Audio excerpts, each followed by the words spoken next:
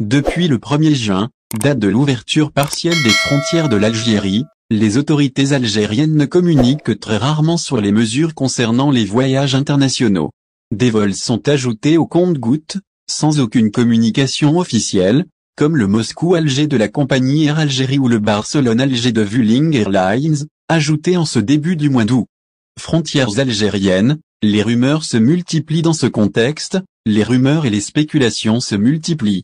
Sur les réseaux sociaux, on a annoncé une importante hausse du nombre de vols internationaux de la compagnie Air Algérie dès le 8 août. Désormais, les rumeurs parlent d'une ouverture le 15 août, avec un retour des dessertes maritimes.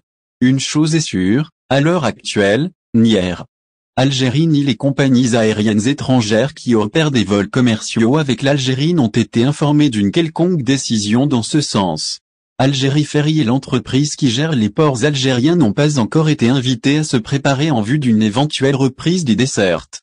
Réouverture des frontières, les explications d'un député algérien ce mardi, un député de l'immigration avance une autre date pour la réouverture des frontières algériennes et une analyse.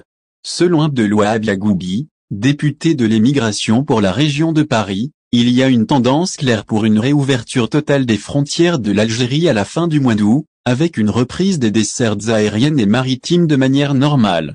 Pour le député, le choix d'une ouverture des frontières à la fin de la période des vacances d'été s'explique par une volonté des autorités algériennes d'éviter des arrivées massives de voyageurs.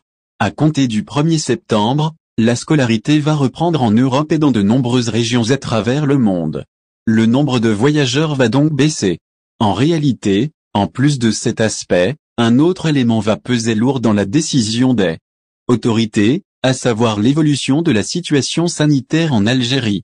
Si le nombre de contaminations au Covid-19 reste élevé, comme c'est le cas actuellement, il sera difficile d'annoncer une ouverture totale des frontières. Au final. Si vous avez aimé la vidéo, n'oubliez pas de vous abonner à la chaîne et d'appuyer sur la cloche pour recevoir nos actualités.